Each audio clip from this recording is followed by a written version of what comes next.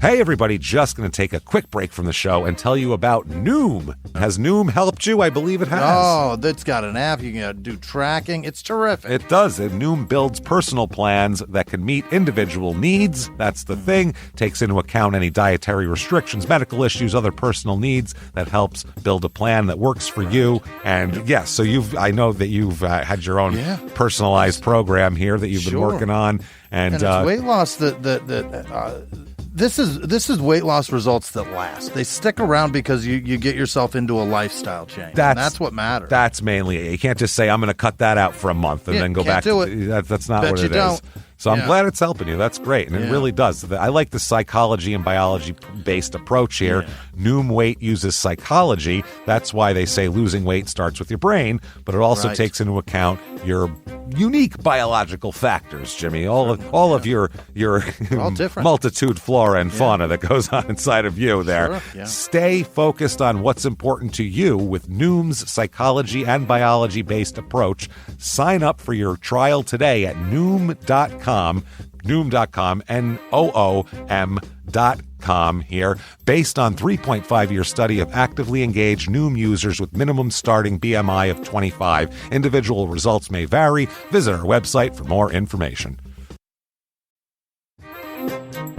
Hey everybody, just going to take a quick break from the show to tell you a little bit more about Rocket Money. It's the start of a new year. It's the perfect time to get organized, set your goals, prioritize what matters most. And for me, top priority is getting myself together here. Financial wellness, doing that, which that feels important, just feels like adult stuff that you have to do. And thanks to Rocket Money, my goals feel achievable now. They show me all my subscriptions in one place, help me easily cancel ones I forgot that I've been paying for, which happened to me. Absolutely happened to me. For years, I was paying for something. I was like, what is going on here? Rocket Money found it and saved me lots of money since then, because it's been a while. So they did a great job here. Rocket Money is a personal finance app that helps find and cancel your unwanted subscriptions, monitors your spending, and helps lower your bills so you can grow your savings. Rocket Money has over 5 million users and has saved a total of $500 million in canceled subscriptions, saving members up to $740 a year when using all the app's premium features. Cancel your unwanted subscriptions and reach your financial goals faster with Rocket Money. Go to rocketmoney.com/smalltownmurder today. That's rocketmoney.com/smalltownmurder. rocketmoney.com/smalltownmurder. Now back to the show. Welch's can't make everything make sense. Like why your mom still listens to the radio or what she meant when she sent that emoji. But a zero sugar drink that's still full of fruit flavor, we made that make sense. And strawberry, passion fruit, Concord grape, and more. You gotta sip it to get it. New Welch's Zero Sugar. Let's fruit stuff up.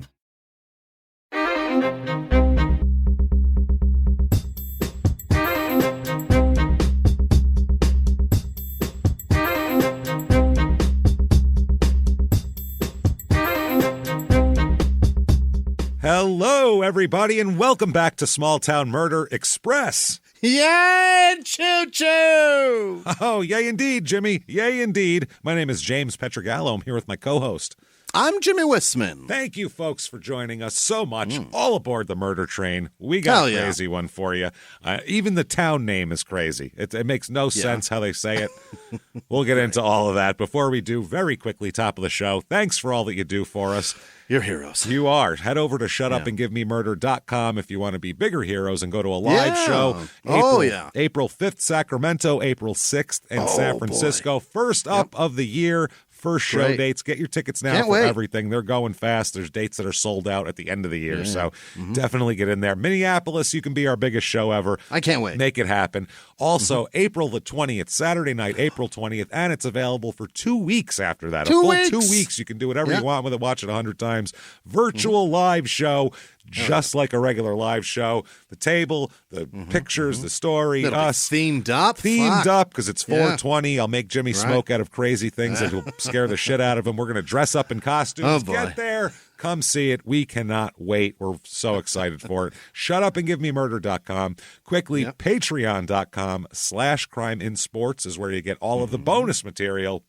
Great. There's so much bonus material, too, as we know. A couple hundred back episodes. Anybody that's $5 a month or above, A mere cup of coffee will get you, that money will get you so much more than a cup of coffee. Stretch your dollar. Our cup is so much deeper than a cup of coffee. You're going to get it runneth way over, a couple hundred back episodes, and then new ones every other week. And this week is no different. What you're going to get is for Crime and Sports, which you'll also have access to. We're going to talk about Hans Niemann, he's a chess player who has been accused of having a vibrator up his ass to be signaled of chess moves or so. It seems like something that'd be more handy for cards, but I guess chess too. Learning Morse code for this. You have to learn a lot for this. We'll talk all about that on other up the ass mechanisms people have used over time. Jesus. And then for Small Town Murder, D.B. Cooper. Let's find out what happened there. We'll talk about it. I've read so much about it. The guy obviously had money and said he had a bomb and jumped out of a plane and never was seen again. So one of the biggest mysteries there are. We'll talk about all that and more. Patreon.com/CrimeInSports. And you get a shout out at the end of the show. You bet. The end of the main show. That said, let's get to this. Let's go. We got a lot of story. Let's do it. I think it's time, everybody, to sit back. Let's clear the lungs, arms to the sky, everyone, and let's all shout. Shut up and give me murder. Let's do this, everybody. Okay. Let's go on a trip, shall we? All right. right. We should. We're going to Baileyton, Tennessee. Now, I say it like that with a little bit of, a little bit of skepticism in my voice because it is spelled Baileyton. Baileyton. And it was originally Baileytown. And then they dropped the thing, I guess, because, town is a lot to say. And they like to shorten things up in the South. So Baileyton. Yeah. And then they said, fuck do we need the E for? Just Baileyton. Screw it. And here we are with Baileyton, who doesn't look like Baileyton. So we don't even say it right. Nobody says it right, I'm sure, that goes there, Yeah. It's in northeastern Tennessee, in that panhandle that comes out of the northeastern part of Tennessee, about an hour from Knoxville, 5 hours to Lawrenceburg, Tennessee, which was our last Tennessee episode, which was called Fat Sam and Crazy Crystal. I remember that one. Hell yeah. That was a crazy one. Population of this town, 430. So what? Very small town here. Median household income here, $36,875, which is about half the national average. Yeah, that is not good. Median home cost here also very low, $156,800. This is a picturesque. This is the hills up here. Yeah, it's picturesque. It's beautiful. If you flew over it, you go, it's beautiful, but there's not a lot going on down there. Right. It was originally called Laurel Gap when it was first settled. It was first settled in 1776. So back in revolutionary times here. That's a specific year. Very that's specific, a big deal. Yeah. A lot of people lived here. Were all farmers, everybody there. It was called Baileytown, 2 separate words. Then it was Baileytown, 1 word. Then, for some reason, the W was dropped in 1915, and it was just Baileyton. This was named after 2 brothers that lived there, Claudius and Thomas Bailey. And now it's just Baileyton, they call it. So beats the shit out of me. Those poor guys. Wow, yeah, they had their name just bastardized. And it's not even about them anymore. You imagine having your name, Jamestown, and they just call it Jameton? Yeah, well, if it was my last name, I'd be furious if it's named. Yeah. Drop some vowels. I understand. It's complicated. But if it's named after you, fucking pronounce my name. Give me the credit, man. It's not like it does. I mean, it's not Pietragallo. It's Bailey. It's very easy. It's 2 syllables. Nope, too many. 1 syllable. Baileyton, and that's it. So whatever, that's fine. It's your town. You can call it whatever you want. Do it. Just spell it right. Spell it. Yeah, that's what changed the spelling, like you did when you dropped the W. Reviews of this town. There's only 1 review here, and they love it. So let's find out. Really? 5 stars. I've had a good experience in Baileyton. Sorry, I have grown up here all my life. Everyone is extremely nice and helpful, and they would help you out with anything. I like how everything is so close, like 5 minutes from Baileyton School and 8 from North Green. Wow, they're not even saying 10. They're going 8 minutes exact. James, there are 400 people here. How big can the shit be? It can't have that much traffic either. Like, you figure half the people don't have cars. Some are too old and some are too young. Yeah. I would like to see more things added to the Baileyton Park area, maybe like a volleyball net or something like that. They're not asking for a lot. But you on a volleyball court in a town of 400, head on over to Walmart and pick it up and stake it in the ground. Set it up in your yard. Yeah. But I mean, most of these are like, I would like to see more restaurants and a mall. Yeah. And I would like it to not be a small town. They're like, I'd like to see a volleyball net. Just put a net up. You don't even need to mark it out. We'll mark out the sides. We don't and want the everything. sand. It's fine. So families could go have and play or have a picnic. Other than that, it's a nice place to park and hang out, like for birthday parties or just to get together at. Okay. All right.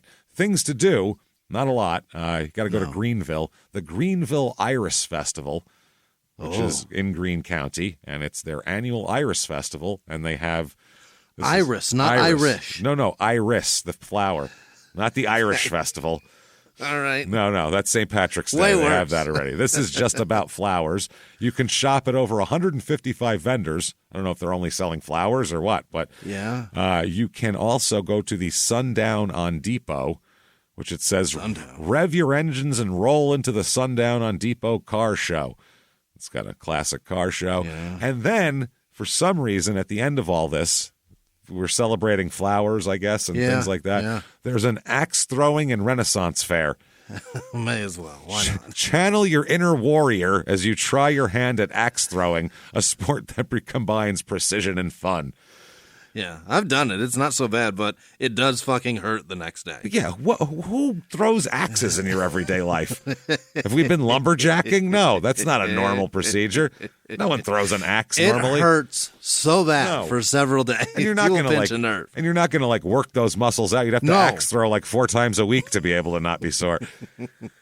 And surprise, surprise, you're all shit at it. Everyone's shit at it. And if you were good at it, then what? What are you going to be? Turn pro? Who gives a shit? Like, great. You're good at a hobby. Terrific. Yeah. I'm good at an exercise bike. Good for you. It's the same thing. There's no 3-letter league for this shit. Go back to work. That said, let's talk about some murder because we're packed chock full of murder today here. Great. Well, it's just a wild story that's tragic on many sides. It's one of those here. Let's talk about some people first. All right. Yeah. Let's talk about some people. All these people are going to be from Kentucky. Okay. Baileyton's going to kind of be a stopover where something bad happens from people that are outside of it. Let's talk about a young lady first named Karen Howell. Karen, we're going to talk mainly about like 1996, 1997. She was born in 1979, late 79. So when all of this takes place, she's 17 years old. She's born in Ohio. Her family moved to Kentucky when she was 3. I'm sure her parents got divorced when she was 9. She says they got divorced because her mother was a Christian and her father wasn't.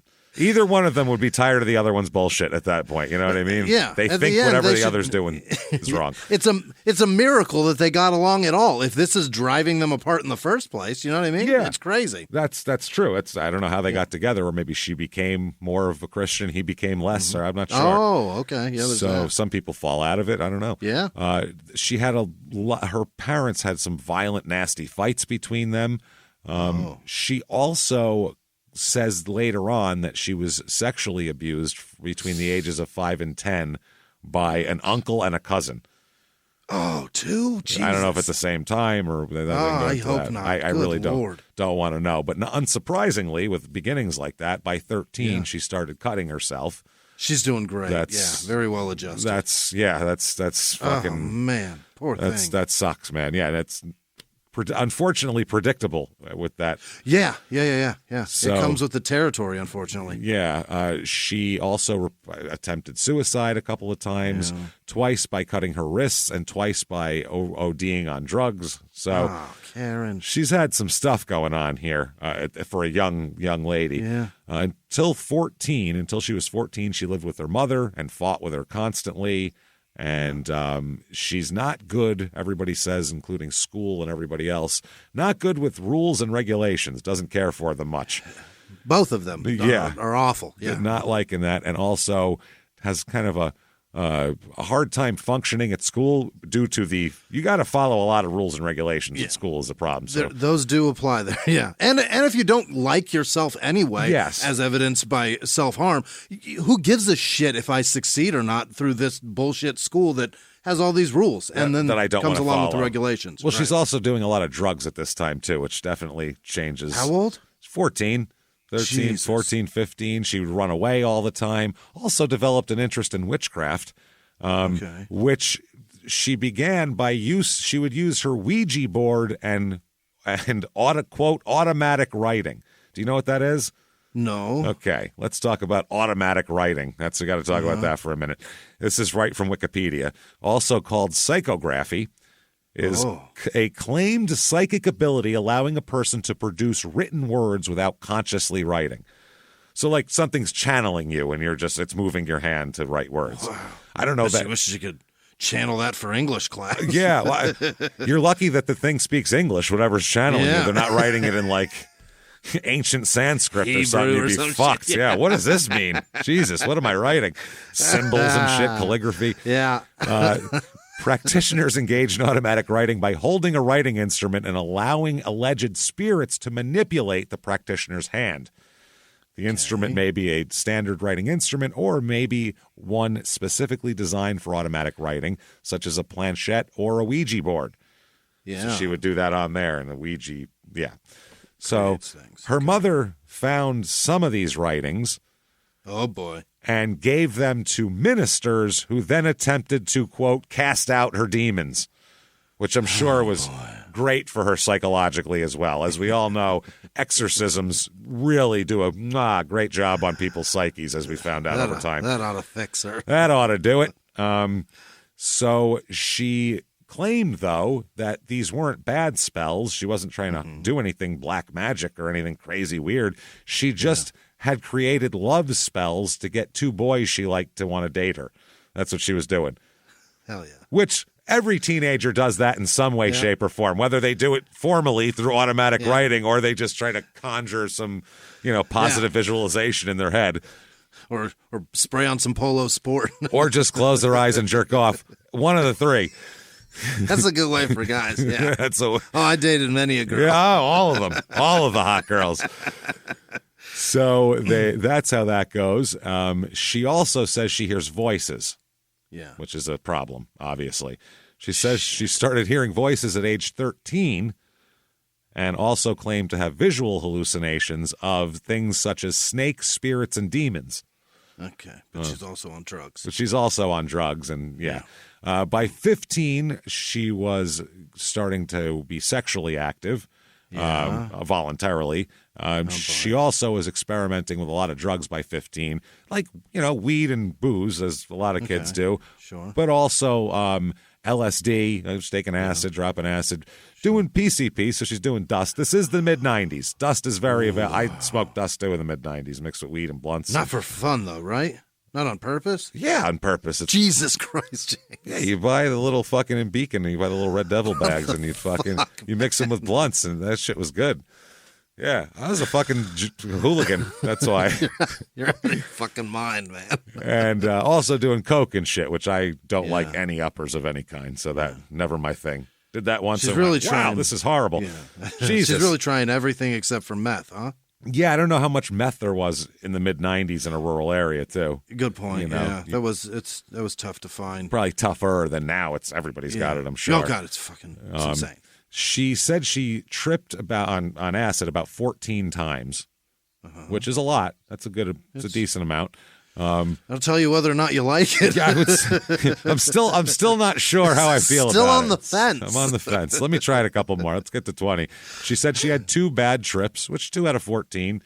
Not bad. That usually happens early. Then you learn how to set yourself up for success. Like by like the 4th, 5th time you do acid, you have there's a whole plan and a structure for the night. You're going to be our zero sober variables. Yeah, we're going to watch this. We're going to watch this. I bought these things to play with, and I got things to do, and we're not going anywhere. We're locking the doors. Zero variables. Yeah, one time during a bad trip, she had a worse one than I ever had. She tried to chew her friend's arm. Just like eat her friend's arm. I don't know if she had like a Bugs Bunny on an isolated island fantasy that her friend turned into a chicken or what. Jesus. Remember when Bugs would be stranded? And every time that turkey looked great. It looked so good, and a big hamburger would be the I've other never had a meal that looked as good as that looked. No. Or on whenever they would be barbecuing a steak on a cartoon. It looks so good with the bone in the middle. The little bone in the middle. What is that? I don't know what steak. I don't know what I've never seen that is, steak before. But I've been looking for it since I was 3. I really have. I've never seen that steak in my entire life. If I find one, it's on. I'm going to eat that shit out of that thing, boy. That's all I'll be doing is barbecuing cartoon steaks. It's probably some shit cut, right? It's got to be like something they throw in the trash. Some terrible cut from the 50s. For dogs. That's made into it's made into good dog food now. That's what that is. So the second time she had a bad trip, she sat alone on the bathroom floor for hours, which that'll give you a bad trip. You got to get around people. Yeah, you can't just sit in a room and stare at a wall. No, that's why you can't take too much acid, because you have to be aware enough to go, you're on drugs. Yeah. You did this on purpose. What happens. Yeah. This is what you wanted. Now this is how, these are the steps you have to take to try to fix what's going on here and do positive things. Otherwise, you paid money for this. Yeah, and she's got to have friends. That's why you do it with friends too, because you look for your friends. You got to look out for people if you're tripping. So if you see somebody sitting on the bathroom floor, you go, "Hey, come on, Karen, let's go. Let's go do something. Come on, yay!" Also there's cartoons 14, on. You're not capable of handling this. I think it was like 15, 16 she was doing this. Still a bit young, That's right? when I was doing it. I don't know. I know Still, it's not. I wouldn't recommend it for kids. No. If you're listening and you're 15, I don't recommend acid for you for a long while. My kid's 15. I don't recommend fucking sugar for him. Yeah. I got to watch. He's out of control already. Yeah, you give my son a Sprite. It's on. Watch out. Not even the caffeine, just sugar. A Sprite, and you've got to fucking down the hatches. Tasmanian devil on your hands. Yeah. Psychological testing indicates that Karen functions within the, medically, I'm going to use this, quote-unquote, borderline retarded range of intelligence. Her IQ is 78. Okay. Which but Forrest Gump was... Test when Forrest Gump is 72. So just to on the Gump, I always do the Gump scale. Think of Forrest Gump. This is close there. So, but did they take it on a day that she was drugged up? Do you know what I mean? No, this is a couple different times. We'll talk about it, but that's the number. A psychiatrist stated that she does not suffer from a primary mental retardation, and she has the potential to function within the average range of intelligence and has an ability to speak effectively, but does not function well under pressure and gives up easily.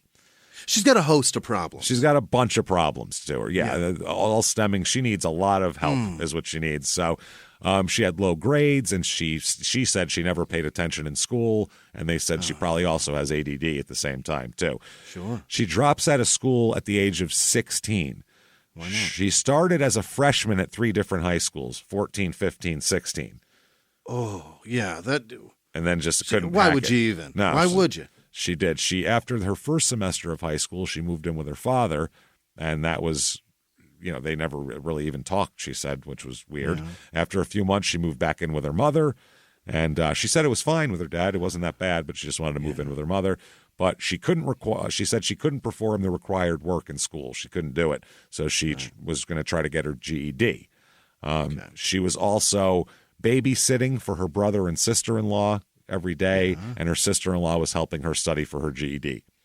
Okay. So her mother, by the way, has been diagnosed with bipolar disorder and has similar behavioral patterns to her, whereas the depression and then hyperactivity and rage and these waves. Her mother her grandmother on her mother's side and her grandfather were also diagnosed bipolar. So genetic, certainly runs in the family. She meets some new friends here. Perfect. That, who is she going to attract? You know what I mean? Who's she going to look for as a kid that's rebelling? Yeah. She finds a young lady named Natasha Cornett. Natasha Wallen at the time. She'll later be Natasha Cornett when she gets married, when she turns 18 for like 4 months. So she's from Betsy Lane, Kentucky. And Cornett also likes witchcraft and also claims to hear voices. So they're a match made in heaven here. Oh, my God. Yeah, it's a lot. She comes from a really tumultuous family here. Her mother, I guess, her mother was divorced and had a kid when she was born. Her father, I guess, didn't realize that her mother was having an affair, and that's what she is the product of, was this affair that her mother didn't know about. So she thought her father was her father till she was 5 when she learned that a guy named Roger Burgess, who was a Pikeville, Kentucky police officer, was actually her father. Oh, my God. So that's a little – you're starting on shaky ground when that's what you're finding out at 5. Yeah, that's what made Manson. You can't – you got to – fuck, man. Sometimes facts suck, but you got to be honest with these kids, man. My God, Jesus, it's rough, man. You got to tell them who and what they are. Fuck. Apparently, one of her boyfriends, one of her mom's boyfriends, made an attempt to be a father figure to her. Yeah. But when Natasha was 7, her mother left the relationship, the guy left the relationship because her mother had persistent infidelities, and violent outbursts because she's got mental illness that's untreated at that point. Yeah. Too. She's a party. Natasha was smoking cigarettes by the age of 5. Okay. She found out her dad wasn't her dad and was like, let me tell you something, sweetheart. You think you got problems, honey? Yeah. I got it much worse, all right? I got kindergarten tomorrow. I'm doing mornings. Yeah. I want to do afternoon. It was all full up, I got a polyp over here. I got to get checked out later on. Hand me the Marlboros, would you? Hey, honey, would you hand me the Benson and Hedges, please? Thank you. I smoked the 120s. It's a better value. Get more for my dollar. Get more for my dollar. So in 1985, her mom was treated successfully for breast cancer. Mm-hmm. So it's really a lot. Really, really a lot, I'll tell you. I mean, she's got a lot of stuff. She's being put with different people. When her mom's sick, she's living with her grandmother and all of that. She was fascinated with her grandmother's discussions of the paranormal, apparently. Okay. And she got into that from there and got into the occult. And her grandmother claimed that she could speak with dead people. So, yeah.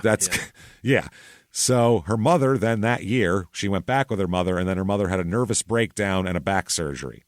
I wonder why. Oh, my God. So then, after having an affair with a married attorney in Pikeville, her mom filed a suit for sexual harassment against somebody else at her job or something. And finally, at this point, her mom gets medication and some psychiatric counseling, which will help stabilize home at least. So that's good. Take somebody literally blowing her back out for her to get some therapy. Fuck yeah. But Natasha, by the 6th grade, she's already dealing with bulimia and depression. Oh, my God. She lost 30 pounds and was hospitalized for an eating disorder in the 6th grade. 6th grade. Oh. Her clock is way sped up. She's smoking by 5, having eating disorders by fucking 10. This girl's 19. 11. This is insane. She's 11 having problems with this. Right. So, wow, it's a lot. Her father, I guess, her real father, the police officer, his wife ends up dying. So he starts to show an interest in her and like calling her and stuff because her wife, this guy's wife, wanted nothing to do with his affair child. Right. Now that lady's dead that hates me for what I did. Yeah. Now I can do this. But that relationship was on again, off again. In elementary school, she was a straight A student. Really? Yeah, she'd have to take a few smoke breaks every day, but other than that, when she'd get in the classroom, she was really focused. She was up with a thermos and a cigarette. Yeah, no shit. Thermos full of coffee. Yeah, smoke on. All right. Let's get to these fucking ABCs. What do you say? Let's go. I brought a nice egg salad sandwich for lunch. Smoking. The farmer in the dell. Let's go. The farmer in the dell. Yeah. Moo-moo here and a moo-moo there. All right. Jesus Christ. Bingo was his name. Play another one. I know the end of this one already. Come on. Suck your spider. I don't care how big he is. Christ. Yeah, she is. Itsy or bitsy. That thing ain't going to fit down the drain, It's going to get clogged. You're going to have to call a plumber. That's, $89 an hour we're talking. I don't know what you want to spend, but it's $75 for him to show up. Yeah, just to get in the door at $75. Flush that motherfucker down the toilet. Let's get over it. So I feel terrible for this girl. Honestly, everybody said before, the 7th grade, she'd been a good student, polite, conservative in dress and that sort of thing. By 6th grade, she's cutting herself, and she's wearing dark clothing and black fingernails and dark eye makeup and lip makeup. And she's just dressing gothy, 90s kind of Marilyn Manson-y at the time. Yeah, she's leaning into feeling like an outcast. Yeah, which would be fine to just because everybody can express that, except her grades slipped and all that sort of thing. She's become sexually active at about 13, which is a little young. No. Also, she fought with her mother all the time. In 1993, she threatened to cut herself with a knife, and her mother tried to take the knife away, so then she threatened to stab her mother with it. Okay. So that's jail time, right? Well, Jesus. yeah, her mom called the police, and she was arrested. Yeah. She was released by police into the custody of her father. While living there, she tried to commit suicide by slashing her wrists. Oh, boy. She's hospitalized for 11 days for psychiatric care at that time. Here's a couple diary entries from her, okay? Yeah. Oh, lucky me to rot in this godforsaken world. This is such a teenager. I mean, yeah, this is just Winona Ryder and Beetlejuice yeah, at the moment. that's what I mean. It could just be that because that's what she did too. But you never know. Hey, everybody, just going to take a quick break from the show to tell you about the safest sponsor ever, Simply Safe. Absolutely. These people will keep you safe. It's amazing. You know that every 26 seconds a burglary takes place in the United States, according to the FBI. That means that by the time this podcast is over, dozens and dozens of homes will have been targeted, ransacked. God knows what happens here. So protect your home before it's too late with Simply Safe proactive security system. Simply Safe helps stop threats before they even have a chance to break in. Named Best Home Security System by U.S. News and World Report 5 years in a row. And by us for about the last 8 years as well. If you trust us, believe me, you want Simply Safe. So visit simplysafe.com/small to claim 50% off a new system with professional monitoring plan and your first month free. That's simplysafe.com/small. There's no safe like Simply Safe. Now back to the show. This show, Small Town Murder, is brought to you by BetterHelp. Get yourself some therapy, everybody. Honestly, here. We often hear about, red flags that you should avoid. Hey, that's a lot of a thing. It's become a real phrase now, real cliche. But why don't you focus also, you look at green flags in friends and partners. Look for good things as well. Right. And maybe you're not sure what that looks like, though. Therapy can help you figure that out. What are positive things? What are the green flags? And then you can practice them in your relationship. It's absolutely a fact. And so, honestly, we absolutely are huge advocates for this. It really, really helps. BetterHelp is fully online, making therapy affordable. It's convenient. They serve over 5 million people worldwide. You can access a diverse network of more than 30,000 credentialed therapists, wide ranges of specialties there. Here's the coolest part. You're not getting along with your therapist, you're just not feeling it, you can switch at any time, no extra charge. Wow. The thing is, they want you to get help. That's it. And you can do it with BetterHelp. Discover your relationship green flags with BetterHelp. Visit BetterHelp.com/smalltownmurder today to get 10% off your first month. That's BetterHelp, HELP.com/smalltownmurder. Now back to the show. I am death, look at me. I am hate, do hate me. Never love me, no, for I am the unloved, untouched, and unwanted. Give me, take me, shred me away, so I will not harm. Jesus, that's dark for a 14-year-old. That's She then writes, "What's happening to me? I feel my hatred rise unto the most inner parts of my soul. Love seems to be a common word now. Tears flow, but why do they? Will no one love me? Will hell take me from all this confusion and pain? Will death no longer take my surrender? Stare at me in fright and confusion, for I am different. I am alien to the world you live. Fill my heart of death for what is said I do not understand." Jeez, that's a lot. Her diary that all this was written in is a pink book with a unicorn on it. By the way, that's what makes it fucking weird. That's really does. Wow. Is it like, is it ironic? Is she doing it ironically? Like, I'll buy this cute frilly shit and then write all this dark shit in it. I bet someone gave it to her for her birthday or something. Yeah. She's like, well, I got a diary. I mean, it's pink. Watch this. She could have Sharpied it over, I think she probably found the irony amusing. She seems smart. Yeah. By her writing, she doesn't seem dumb. That's the other part. She's a very, very sharp girl to understand those words. And also stuffed in her diary were 2 movie tickets from an October 22nd, 1995 showing of Halloween, an anniversary release or one of those deals. So also her walls and ceilings in her mom's trailer, in her bedroom in the trailer, are covered with her writings, and she lets her friend write all over the walls. And Oh, like written on it, not like a thumbtack. No, paper. writing on the walls. Whoa. Covered like graffiti.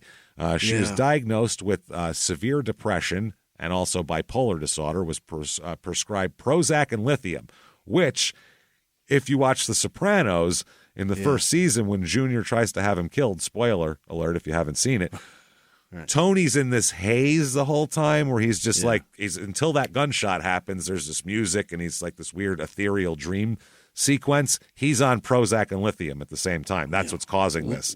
Lithium's heavy shit. Like, he has, especially for a child. He's a 275-pound mob boss, and he's having. Right. There's a whole episode that's a lithium hallucination of a woman next door that doesn't exist. Remember, he had lunch with nobody. Right. So she's got a lot of issues. She entered at 15 the Big Sandy Kentucky Impact Program, which was a treatment program designed to help children through school and cope with family issues. But she dropped out because she said it wasn't doing any good. Oh, boy. She told a psychiatrist she believed she had lived prior lives and had out-of-body experiences and believed that her soul may have become pregnant at one point in her life, but not her body. Oh, boy. I didn't know you could get a soul knocked up, but that's a whole new level of scary for all you kids out there. That's a deep dick. If you can get her soul pregnant. Wow. That's a big old cock. It's a hammer. She drops out of school before completing the 9th grade. And by 14, she's arrested for the theft of a box of checks and for forgery. Uh-oh. She gets probation for that, and then she's arrested for threatening her mother with a knife, and the court dismissed those charges. She's drinking, she's using drugs, she's even using like heroin and ecstasy and shit too. Like she's not just having a little fun here. She also found crystal meth too, so she got into meth. She said she tripped on acid over 100 times. At what age? 16, 15, just a lot. That's dead serious, man. Yes. She married, on her 17th birthday, she married Steve Cornett. That's how she ends up with that last name. And while Natasha, said that they dress different, so they make a big deal out of the fact that they dressed in goth shit to get married. They were chained together by collars and shit, too, like all that shit. Yeah. They were married like 4 months. That didn't go anywhere. Chained together. Yeah.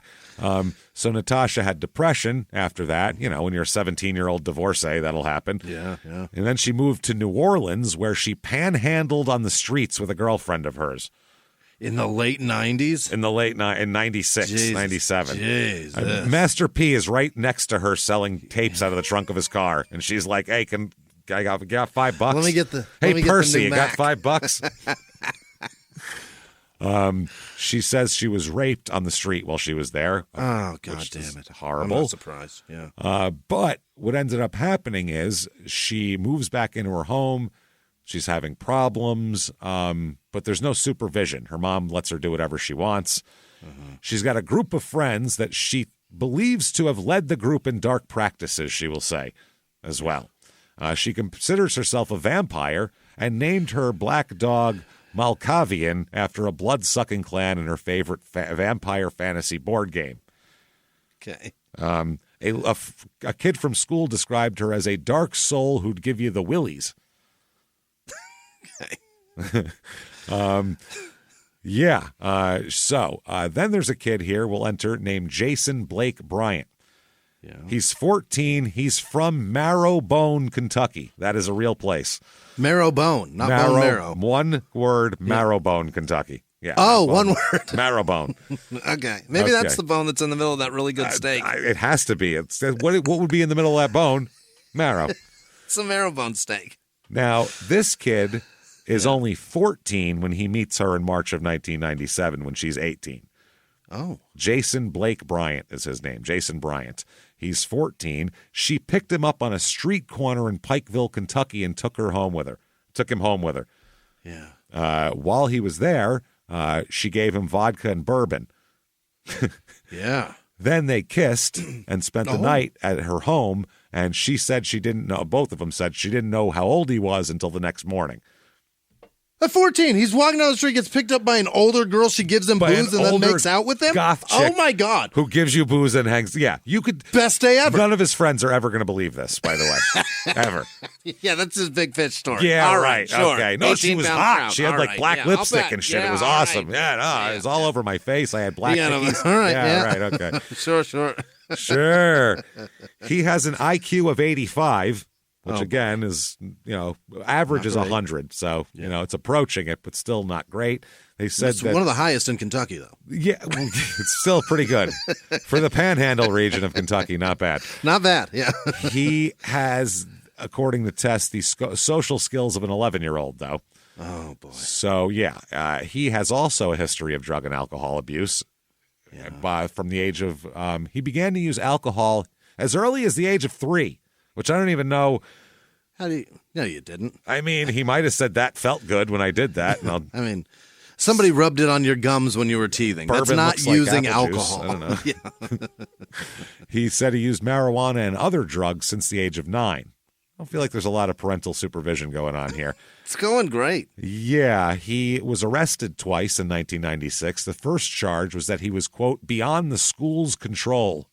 I don't know what the hell that means. That's a charge? That's a charge. You get arrested for that. Beyond the school. And also he was found to be a habitual runaway because he stole his sister's car and had a joyride to Indiana.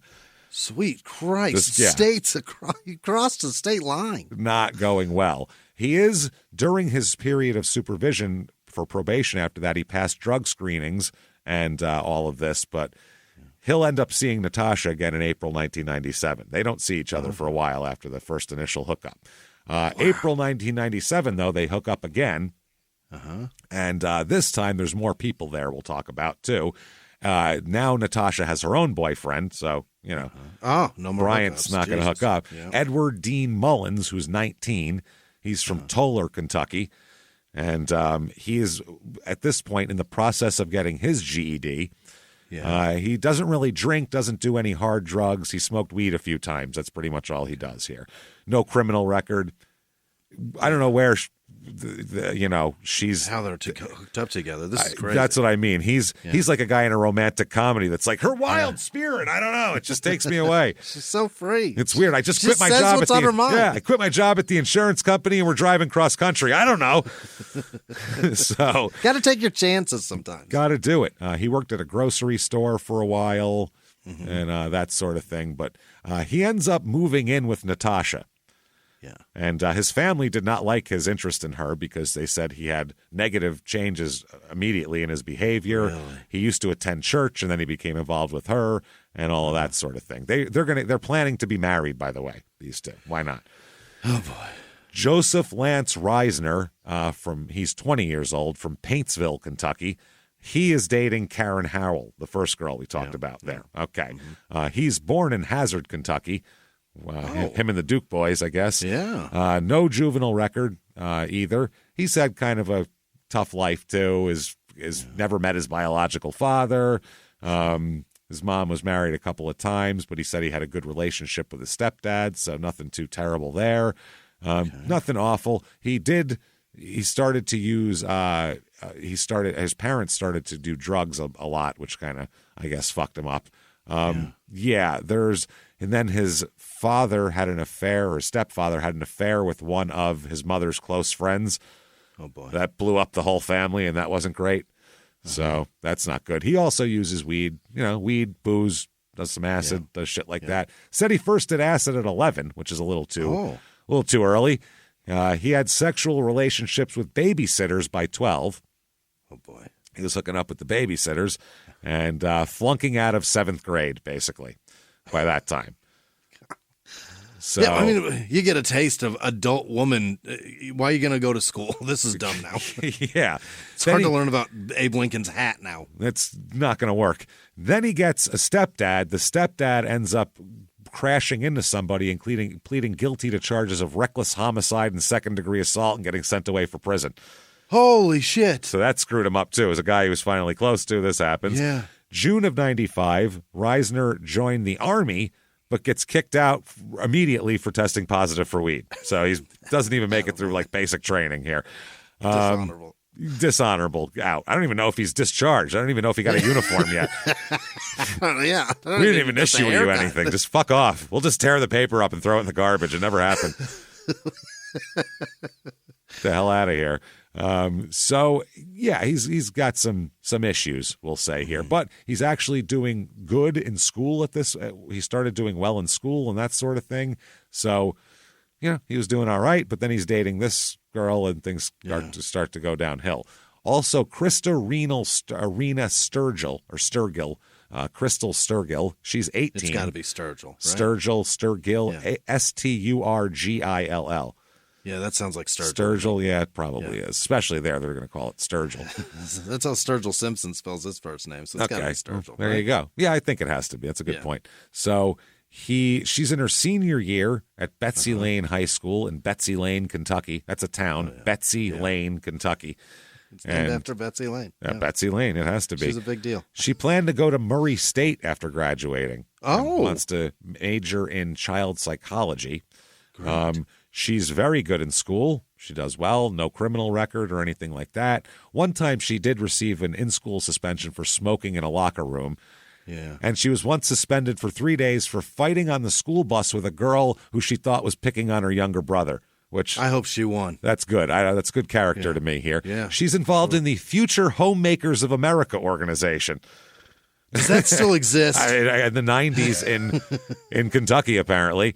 She hoped to marry her boyfriend, Patrick Charles, as a means of leaving home. So this has really rewound the clock 30 years from where they were here.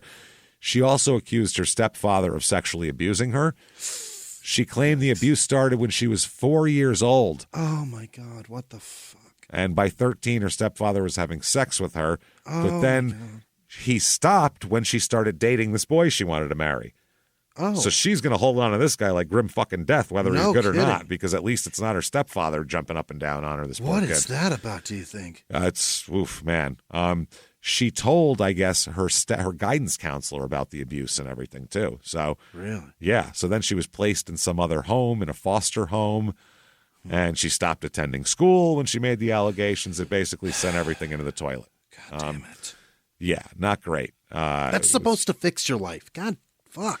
Then she had moved to Arizona for some reason and ended up coming back, and everyone had turned her down as a place to live. She had nowhere to live, so she called Natasha Cornett just because she knew people were allowed to crash at her house all the time. She didn't even know her that well. She didn't even like her. And Natasha said, sure, you're more than welcome. And her mom didn't care, so there you go. And that kind of made her part of that. Now, by this time, Karen Howell and Natasha Cornett, they're really close friends. They say that Cornett said she could communicate with Karen during out-of-body experiences. So they can communicate with each other from separate places. She also described Karen as her soulmate, but not in a sexual way, she said. Just best friend. Yeah, and stated that they cut themselves and drank each other's blood, too. Oh, Jesus. So, yeah. In April of 1997 here, they went to a motel, the Kali Motel in Pikeville, which is closed now. It's it's 30 miles east on the West Virginia border. Bet it's beautiful. Of Kentucky. Oh, I'm sure it's lovely. They were in suites. It's a $27 per night motel. Okay. So even now it would be $69, which is not okay. That's great. That's a terrible hotel. Unacceptable. Not going to be good. You expect you're taking home bed bugs. Just know it. Know it. No luggage. Burn your clothes on the way out. Yeah, you're going to have ringworm. Oh, for sure. That's without saying. I'm just bed bugs are, you never know. So they're in room 7, and I guess this night they said that her mother, Natasha's mother, later said that they, quote, did something in a hotel room that unleashed a powerful demon spirit on them. That's what her mother says, the very religious Natasha Cornett's mother. It's very weird, but they gathered up to burn black candles and do some kind of bullshit, we'll say here. Apparently, that night, Jason Bryant, the 14-year-old who made out with Natasha there for a while, they tried to burn, I guess he carved something in his skin that night, and also they attempted to burn 666 into the hotel room's carpet, which teenagers do dumb shit. Okay. They thought that because of this, the next day they were like, oh, fuck, we're gonna get in trouble for fucking this room up. Yeah. So they instead stole some shit from the office and attempted to take off. They're on the run. They're on the lam. Why not just complain and say this was already here? Oh, there's a big 666 burned in the carpet. Why would you give me this room? This place is crazy. No, instead they stole a television set from the office and several pairs of work boots. Okay. It's a fascinating inventory. Very odd here. So then they went to a campfire, but they wouldn't. There was a bunch of other kids there, and they wouldn't talk to them. They were just like were by themselves, sat around a fire. Then they broke into 2 homes in Paintsville, taking 2 semi-automatic pistols. Okay, now it's getting real bad. Yes. So they go from Kentucky. The plan was go to New Orleans because Natasha said we can go to New Orleans. I know stuff down there. Okay. Yeah. So they have a 9mm and a 25 caliber pistol, and they're on the run here. So they realize their car, though, Joseph Reisner has a piece of shit Chevy Citation, which if you've ever seen one of those, it's a piece of shit. They didn't even make that in the 90s. No, it's like an 83 Citation. Right, it's this is an old shit car. box. The thing the wheels will fall off. Never mind, it's not going to run down to New Orleans. Cops stopped using them. They're pieces of shit. They're terrible cars. So they decided they should probably steal a car from a parking lot or a dealership or something. So they have wheels that work, right? Dealership, brand new. Yeah. Brand fucking new. But that might draw a lot of attention. So they're like, maybe we'll just steal one from a parking spot somewhere. So they go to an Interstate 81 rest stop near the Baileyton, Tennessee exit of the interstate, where they encounter a van they find, and they're like, look at that fucking van. There's a bunch of us. A van would be great all of for us. this. Yeah. The van is not sitting there unoccupied, though. There's people that drove the van there. The Lilliad family. Lillelid family. Lillelids. Or Lids is the whole family. Lillelids, right. Lillelids. So you got Vidar, who's 34 years old. He's the hotel bellman in Knoxville. He's from Norway. He moved here 10 years ago. Attaboy. He met his wife, Delphina, who is a New Jersey native whose parents are from Honduras. He met her in Miami. They got married in 89 and moved to Knoxville in 92. The man came from another country, shacked up with a beautiful woman, I imagine. You don't find a lot of Honduran chicks in Norway, probably. So he's like, this is great. This is way different. The man is doing it. That's the American dream. And they're very, very much devout Jehovah's Witnesses. Okay. They were on their way back from a big Jehovah's Witness day-long assembly in Johnson City, Tennessee. That's why they're in the rest stop, because Delphina, who's 28, that's his wife, they also have 2 kids with them, Tabitha, who's 6, and Peter, who's 2. They needed to use the bathroom, so they stopped at the rest stop, because, as you know, every rest stop you're stopping at. Road trips are a nightmare with young kids. So Vidar, while the wife is in the bathroom with the kids, sees these young people over here that look troubled. Yeah. They're wearing gothy stuff. It's written right on them. Yeah. He goes right up to them and goes, hey, guys, and starts trying to, preach to them, basically, and tell them shit and talk about religious views. Maybe it'll help him, yeah. Then he has his son Peter with him, and eventually, so he approached Cornette and Howell, so the 2 girls there, Natasha and Karen. Then Reisner and Bryant come over and join in the conversation. By then, Delphina, the wife, and the daughter, Tabitha, are seated at a nearby picnic table.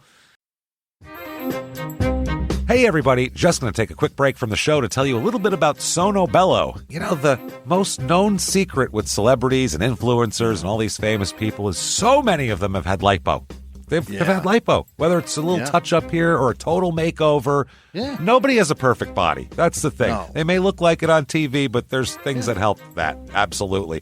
Lipo now has changed, and Sono Bello's been at the forefront with using LAL technology and getting those beautiful and natural outcomes for each person. Looking real natural. Our friends at Sono Bello are offering their best deal. You're now included in their winter savings event, but appointments are limited, so please get on this. Sono Bello doctors are masters in micro-laser fat removal, a brilliant technique that removes stubborn fat permanently wherever your problem areas are. Tummy, love handles, thighs, arms, it's gone in one comfortable visit. Eating healthy and workouts are great. Keep doing that, but if you want to lose that stubborn fat in one visit, check out out Sono Bello. Save big during their winter savings event. Schedule your free consultation now at sonobello.com/smalltownmurder. That's SONOBELLO.com/smalltownmurder. Now back to the show.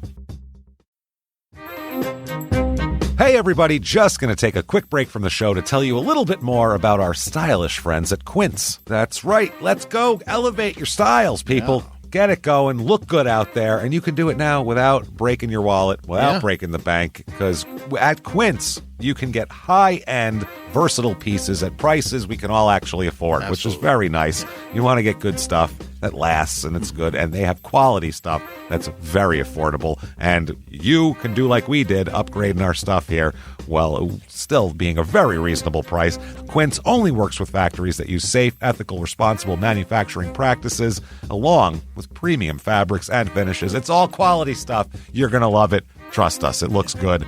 And I've got the leather jacket. It's a very high-quality item. Real nice, soft leather. Yeah. Jimmie's got his linen pants he's rocking. Yeah, they're terrific. Come on, be like us. Be fashionable. Get in there with Quince. Indulge in affordable luxury. Go to quince.com/smalltownmurder for free shipping on your order and 365-day returns. That's QUINCE.com/smalltownmurder to get free shipping and 365-day returns. Quince.com/smalltownmurder. Now back to the show. Hey everybody, just going to take a quick break from the show to tell you a little bit about a very cool place, Thrive Market. Yes, we are both looking to get into the healthy swing this year. The problem is I don't know what's in everything, and I don't know if even I'm qualified to even read the labels to know if that's good or that's bad. Right. There's chemicals and things, and there's things floating around. I don't know what I'm doing out there. One of my favorite features, and I know you were talking to me about this, is the Healthy Swap Scanner in the Thrive Market app. Yeah, it's simple. You scan any item, and it'll instantly suggest a cleaner, healthier grocery alternative, which is it's great. Amazing. Yeah. That's great. Thrive Market also takes the guesswork out of finding these safe, healthy foods. For example, like I'm trying to get my protein intake up for energy. I'm always moving around. I need stuff, and I love that you can filter their site by the high protein options. Nice. It's very cool, and you can personalize this portion, and you can put filters on it, and get ready. You should be ready for a junk-free start to 2025. Get ready for it and head to thrivemarket.com/smalltownmurder and get 30% off your first order plus a free $60 gift.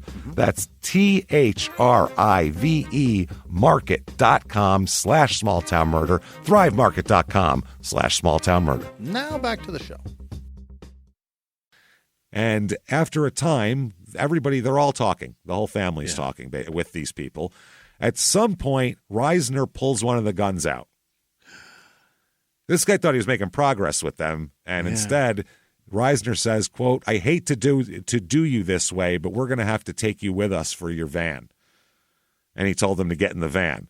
Yeah. Dad said, "Hey, well, you don't need to take my wallet, take my keys. It's all yours. Just leave me alone with my kids." And he said, "Or just take me, leave the wife and kids." And they said, "No, everybody's going to go." Okay. So Vidar drove the van while Reisner sat in the passenger seat with a gun on him. Oh, my God. Mullins and Sturgill, everybody's in the van except for Mullins and Sturgill, who are following in the citation. Oh, they brought the piece of shit. So the mother, Delphina, starts singing to the kids to try to relax them, and Bryant points a gun at her and tells her to stop singing, which is ridiculous. In front of children. Tells him to go off the interstate and then turn onto a secluded road off the next exit. Yeah. Okay. Now, at this point, there's claims that Bryant, this is what all of them will say later. Bryant, the 14-year-old, took charge of the situation. So a 14-year-old with an 85 IQ is going to dominate a situation wrought with adults. Why not? The kid thinks he's invincible. He got to make out with a girl when he was 14. That's true. A woman. So Reisner claims he handed the gun to Cornett also, his gun to Cornett, saying that he couldn't do it anymore about this. He was ordering a woman to stop singing a minute ago. Now his conscience is getting to him. Okay. Cornett says that she placed the weapon on the floor of the van while Bryant, who had the .25 caliber, ordered the family to stand in front of a ditch. According to everybody but Bryant, They were pleading for their lives, the family, and especially for the lives of the children. Just let our kids go, for Christ's sake. I mean, Jesus, we won't kids call the. Too. They're saying we won't call the cops. Let's go. They said we're religious people. We're not going. The Lord will do whatever. We don't care. They were literally saying that, like we won't get the cops involved. They said that all of the kids except for Bryant say that Bryant said no, and then that Karen and Natasha pleaded with Bryant to let them go. That's what they say. But according to everybody else, nope, Bryant said, no, they're going to call the cops. They got to die. Bryant then, he told the girls that I won't hurt the kids. So Natasha and Karen said that they returned to the van where Reisner was the whole time. Yeah. Then they heard a rapid succession of gunshots. Oh, my God. Some say that the father was the first to be shot. Some say it was Delphina that was the first to be shot. So all say that when the shooting stopped, Bryant returned to the van and said, they're still fucking alive. He then grabbed the other gun and emptied that one too. Oh, my. They said he laughed and bragged about it. After the shootings, Reisner went to his car and removed a license plate, the license plate and the registration from his car. And then he says that as he was trying to get out of there with the van, he accidentally ran the bodies over. Oh, dear Christ, get the fuck out. Because the Bryant guy ordered him to turn the van around, because he's and accidentally hit the whole family's dead, James? No, we'll talk about it. Oh, my God. Bryant says it was Reisner who ordered them out of the van, directed them to stand by the ditch. He said that Reisner first shot Vidar with the .25 caliber, then slapped Mullins on the shoulder, and then that Mullins also shot at him, too. Bryant claims that he kept his eyes closed during the shootings, that he never fired either weapon. He says that Mullins and Reisner ordered the others into the van after the shooting. So the sound of these shots are heard by there's a house nearby. Yeah. They also heard, not only that, laughing and hollering, something like a party. So they thought kids were out there having a party shooting off guns, so he called the cops.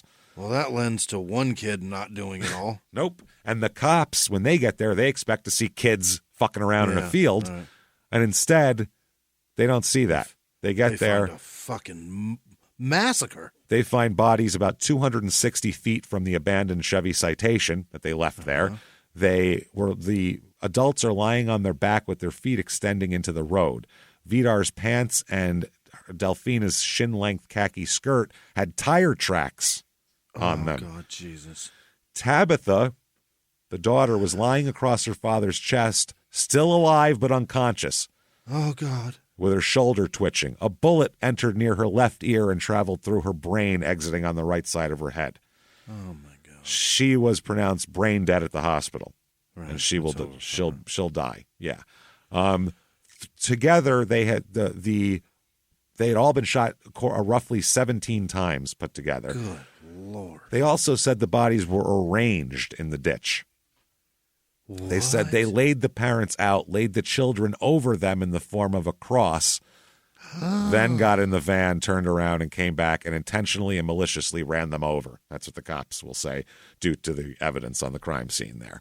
Holy shit, man. Now, Peter, the 2-year-old, was cradled in his mother's lap. He had been shot in the eye and chest, but survives. He's listed as in stable condition the next day and will survive his wounds.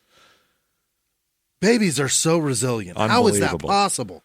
Vidar had been shot a total of 6 times, 1 to the right side of his head and 5 to his chest. First shot he shot him in the right eye, and it entered out of his ear. It was fucking horrible. That's disturbing as fuck. There's all sorts of he has .25 caliber and 9mm rounds in him. Yeah.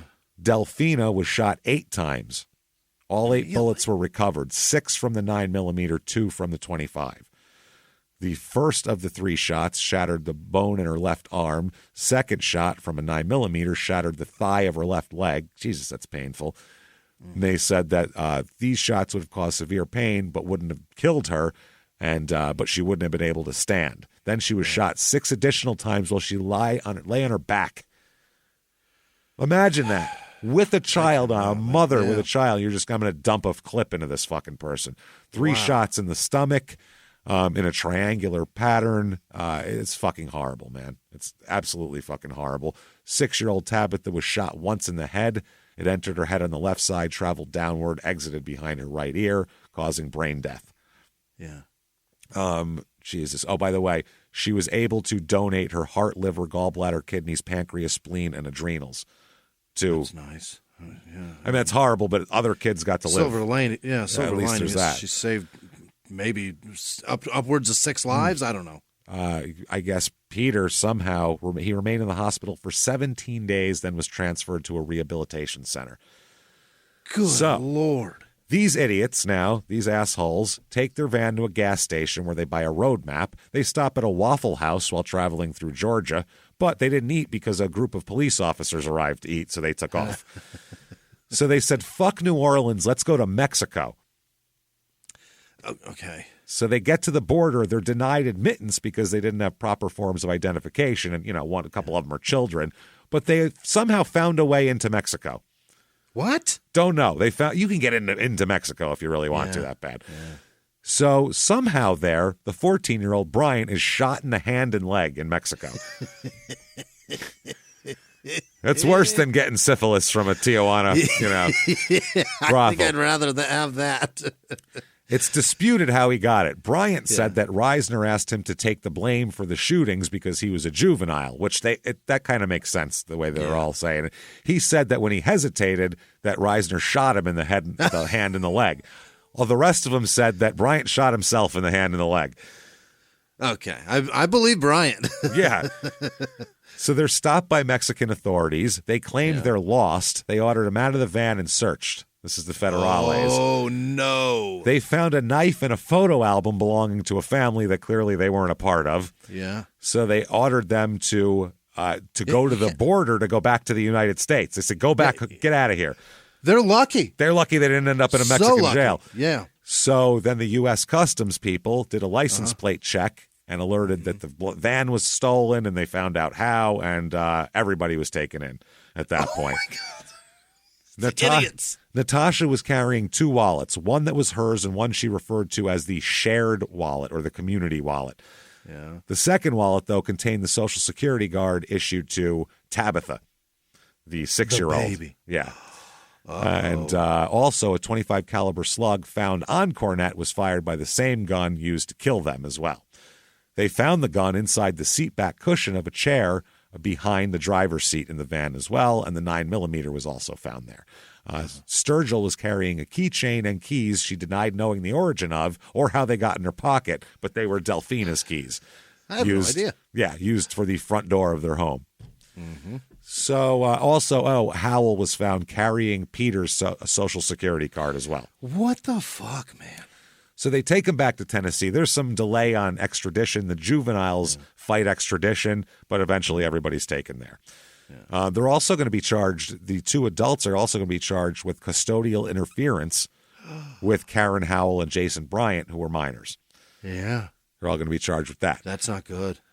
When they take them for their initial court appearance, there's a huge crowd outside. It's like a lynch mob that has gathered outside, yelling murderers and child killers, and they have to protect them. Wow. Yeah. They're all shackled up and getting someone yelled out, murderers, you're all going to die. The county sheriff said, it really doesn't surprise me, the crowd yelling. Yeah. There are a bunch of unruly hillbillies around here, so this is going to happen. Yeah. They won't even say the full town name. I can't control them. But he said a crime such as this really upsets a community, especially with children involved. That's understandable. Yeah. He said, I can understand, but we have our criminal justice system to go through, and we're going to do that. We're not going to just hand them over to the crowd. Yeah, okay. Right. Cornett's mom said that she talked with her daughter on the phone and told her that her daughter said she was scared. She said, I told her to get her Bible and pray. Okay. She also said that there are 3 Natashas. This is good. There is the sweet, caring little girl I raised.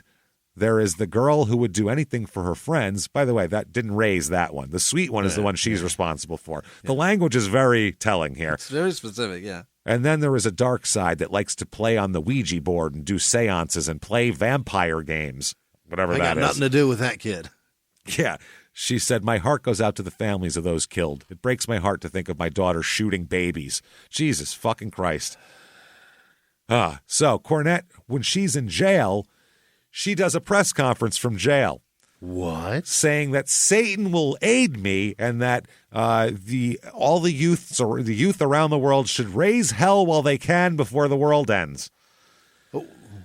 She also said that, quote, I guess it was my calling, evil, meaning. She said, the spirits and demons started talking to me when I was 2 years old, and they raised me to be an occultist. So she said, I've had a lot of rough times. I looked to God, and he didn't help, but the demons did. Now, her attorney, who's a fucking idiot, named Eric Kahn, this is his idea.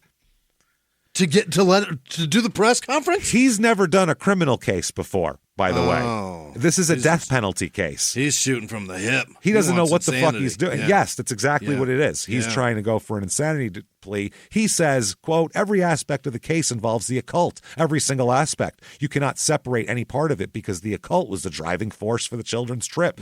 It's the driving force behind anything and everything that might or might not have happened in this case. So they asked her if she's insane, since they're talking about insanity.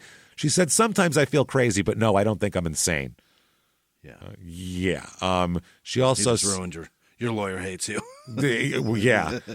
She talks about her friend Karen and said, she's my soulmate. We've kissed, but it's not like that. And she said, we're not a cult. We're just a group of friends interested in the mystical. She said, quote, for all the children of the world to stand up for their rights and beliefs and to raise hell while they can, the world's going to end soon. My father, Satan, will aid me. Oh, boy. So her attorney ends up getting kicked off the fucking case. Because that was a dumb thing to do. The judge says, you don't know what you're doing. This is a death penalty case. This is going to get hard appealed. Yeah. So he said this, quote, he said this in court. She believes that Armageddon has already begun, that in the year 2000, all of mankind will no longer exist, and that she and these other antichrists will reform the world into this new being, new shape until the year 2012, and then life will begin anew under a new control. Evil will become greater than it already is and will rule everything. Oh, boy. Holy shit. So, yeah, they ended up saying, get the fuck out of here. After that, I feel like that has tainted so much with the trial, because that's what they all think, that the new lawyers make a deal with the prosecutors, because now the prosecutors are like, we can't fucking try these kids on the death penalty. That's all fucked up. Yeah. So he offers them a deal to plead guilty. So they get a deal. We'll get to it in a second here. Now, the attorney, by the way, that's the judge, imagine what he said to that guy. You fucking dipshit. The admonishment must have been so rad. So they plead guilty, and here is what the judge says to Karen Howell. I'm going to give you what the judge says here.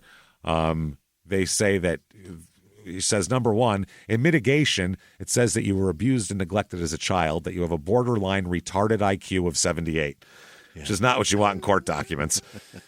That you subordinate yourself to the needs of others in the group, and that you have shown remorse. The mitigating evidence, though, is overcome and rebutted by the credible facts of the case that for a long time before this occurred, you'd been doing drugs and participating in things of an occult nature, and the occult mark continued on this case throughout the events that transpired.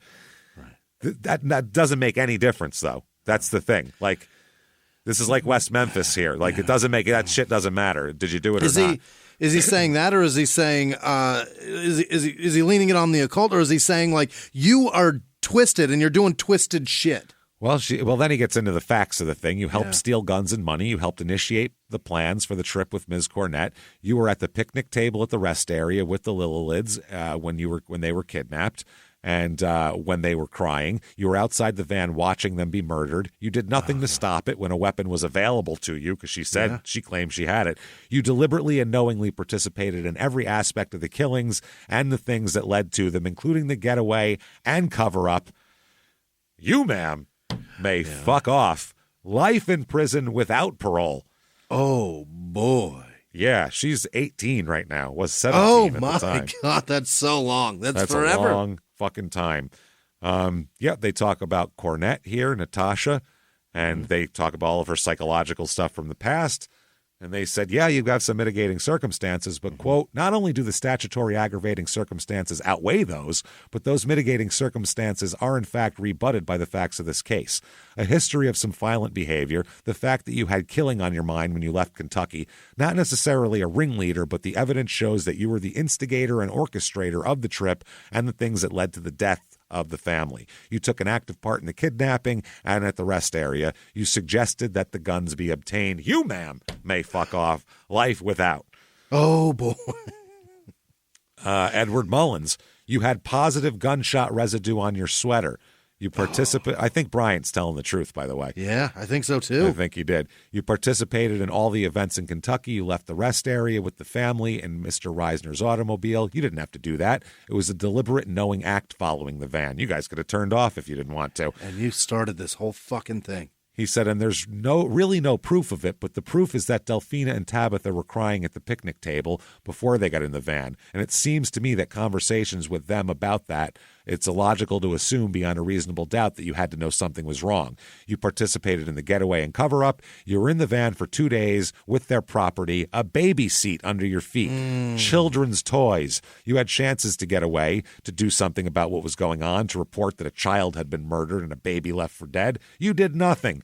You were a participant in it by your own actions and your non-actions, and I find, therefore, yet the sentence should be in each of the 3 counts of first-degree murder, life without the possibility of parole. You, sir, may fuck off. Jason Bryant, he's 15. Oh, boy. Quote, I find that you were aggressively urging others on to do things at that time, that you personally carried one of the guns, that, in fact, you were a shooter. I don't know who all were the shooters. I think there was more than one. I have seen no real remorse or emotion displayed by you. I find the evidence shows that you were aggressive in the killings, that you helped use the gun. I helped use a gun to kidnap them in the first place. Yeah. You had gunshot residue all over you. You were in the van for 2 days with their property under your feet, including a baby seat. You bragged about the crimes while you were in jail in Arizona. He was bragging to people. Boy. You have a history of drug abuse and a callous attitude. You, sir, may fuck off. Life without parole. 15. He's a baby. Wow. Reisner, again, you, sir, may fuck off. Life without parole. Wow. He said you were a leader, not the leader, but a leader. You had the presence of mind to take the tag from your car, your papers, and clothes at the scene. Yeah, it's like he's never heard of a VIN number. What a dork. That's exactly. It's leave his car sitting there. And then finally, Crystal Sturgill. They said there's some mitigating circumstances, but they said there was a lot of talk in Kentucky about death and killing before you set out. You were present. God. The rituals, the burglarizing, stealing, getting the guns, and preparing. Tabitha and Delphina were crying before you left. Just like I told Mr. Mullins, you may not have pulled the trigger. You may have been horrified by this, but everything that you did showed that you adopted this and gave it your name. Oh, my. You left a baby for dead at the crime scene. You, ma'am, young lady, may fuck off. Life without parole again. Oh, my God. All 6 of them. Every single fucking one of them. Life without fucking parole. Wow. That's the deal they made. Reactions. One of the cops involved said, I know one thing. They're getting what they deserve. Every one of them. Shit. Because anyone who would shoot a kid point blank, and he shook his head and said, they're getting what they deserve. Absolutely. That's cold fucking blooded, man. They said, the prosecutor said it's never entirely clear exactly who shot them or in what way or when. Doesn't matter. But he said when it was all done, they got back in the van and went to Mexico. Right. So that's that. They said by getting away wasn't what was uppermost in their minds. I think it was the notoriety. They wanted to, what's the point of doing this if no one knows? 2001, by the way, authorities alleged that Natasha Cornett tried to help her friend Krista Gale Pike, who was on death row also for murdering, or was on death row at the time, for murdering an 18-year-old woman, kill another woman in prison. They say that they tried to strangle her with shoelaces. What the shit? Okay. Little Peter, by the way, moved back to Sweden with family. Huh? Yeah. Yep. They said he was doing fine in 2007. He was full of life and doing okay. It's wild. By the way, letters in prison. Howell and Sturgill write letters to each other, to the newspaper. And one of them said, I'm no longer the broken shell of a girl who was too afraid to stand up on that gravel road. I still struggle with the scars that so many years of abuse have left with me, but the woman I have grown into would have done more to hide her face and cry that day. She would fight more than that. She would fight for what she knows is right, even if it put her in the path of danger. I don't care. These kids are definitely not all equally guilty. No. I don't think. If you've ever been in a group, there's some people that are just going along, and by a lot of their past, they really didn't have the tools to, do. But still, you can't shoot babies in the face. No. Like, we can't have that. No. We can't do it. 2012, the U.S. Supreme Court found the courts couldn't make mandatory sentences of life without parole for juveniles. What? The court found that the child's circumstances had to be carefully weighed. So it couldn't be automatic, but you can sentence them to that. Okay. It can't be an automatic thing. So all the people who are juveniles are filing cases for that are still going on because they're all still in prison. 2017, Peter was still living in Sweden. Sweden now. He was from Norway originally. They asked him what he thought of Tennessee, and he said it seemed like a nice place. I don't know. I haven't been there. Why would you ask him that? Jesus Christ. 2019, he moves to the U.S. to work in the IT field. Really? He got married in 2020 as a wife named Caitlin, and they settled in Sanford, Connecticut. Suburb Good for of New him. York City. Yep. He's doing fantastic. He said he has nothing to say to the murderers. He said, but to the people of Eastern Tennessee, he said, thank you. Thank you for everything you did. It played out very well in the end, as well as it could have. He's not wrong. He has no recollection of the he was shooting. two. He lost an eye and has neurological damage forever though because of it. So that is Baileyton, Tennessee, everybody. Holy shit. Maybe pronounce it and bad shit won't happen there. Fucking Good Lord. I blame the names. So there you go. If you like that, leave a review on whatever app you're listening on. ShutUpAndGiveMeMurder.com. Virtual live show, 420, Saturday night, April 20th, available for 2 weeks after that. April 5th, Sacramento, April 6th, San Francisco. Get your tickets right now. All available. ShutUpAndGiveMeMurder.com. Patreon.com/Crime in Sports. Get in there this week. Stuff. Crime in Sports, vibrator up the ass, chess guy. DB Cooper for Small Town Murder. You want that shit. Yeah. Get in there. Keep hanging out with us. Keep coming back and partying with us. And until next week, everybody, it's been our pleasure. Bye.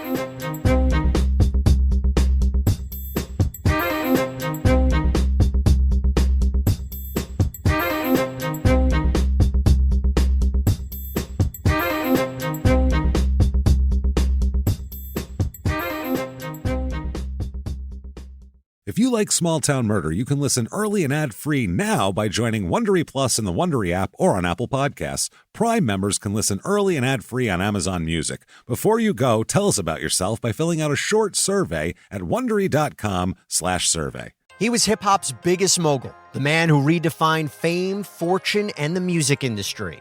The first male rapper to be honored on the Hollywood Walk of Fame, Sean Diddy Combs. Diddy built an empire and lived a life most people only dream about. Everybody know ain't no party like a Diddy party, so. Yeah, that's what's up. But just as quickly as his empire rose, it came crashing down. Today I'm announcing the unsealing of a 3-count indictment, charging Sean Combs with racketeering conspiracy, sex trafficking, interstate transportation for prostitution. I was up. I hit rock bottom, but I made no excuses. I'm disgusted. I'm so sorry. Until you're wearing an orange jumpsuit, it's not real. Now it's real.